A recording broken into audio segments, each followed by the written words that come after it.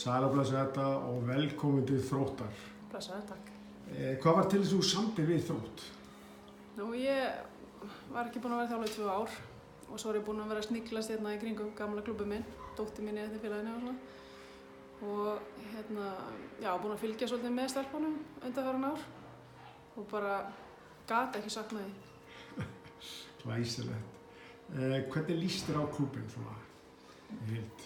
Já, bara mjög vel sko.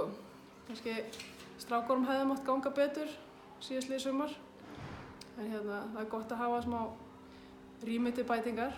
Þannig að það er gott og svo náttúrulega bara er mikil uppsveifla kvennamegin og líka yngri flokkunum í félaginu. Þannig að það er bara frábært. Glæsilegt. Hvernig líst þér á stelpunnar? Ertu ekki búin að hitta þær svona og... Já, ég er á göngunum. já, við erum búin að hafa fund og æfingar og kemur mér á óvart í raun og veru hvað þeir eru fáar. Og við höfum svolítið grínast með það að við getum ekki spila 8 móti 8 í Pepsi á næsta ári. Þannig að við þurfum að bæta í, efla þessar ungu og já, bara mér líst annars bara mjög vel á þær, hressar og mjög duglegar stúlkur. Nú er mikil áskorun að nú eru stelpunnar að fara að spila í Pepsi Max-deildinni næsta ári og það gekk ekki vel síðast þegar fóru upp og fóru beint niður.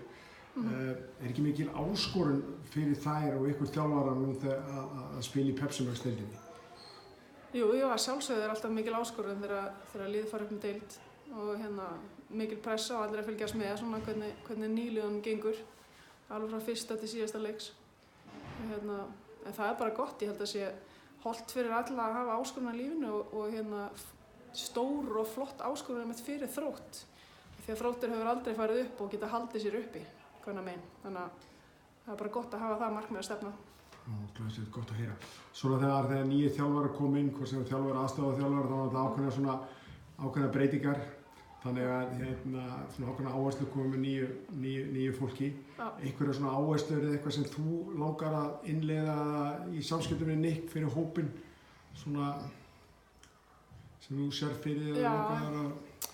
Já, sjálfsögðu, ég náttúrulega með ákveðin prinsip og er náttúrulega búin að lifa og hrærast í þessu í 20 ára og það er bara að reyna að miðla til þeirra hvað þær geta gert sem einstaklingar og sem lið til að komast í sama gæðaflokk og er í Pepsi Max og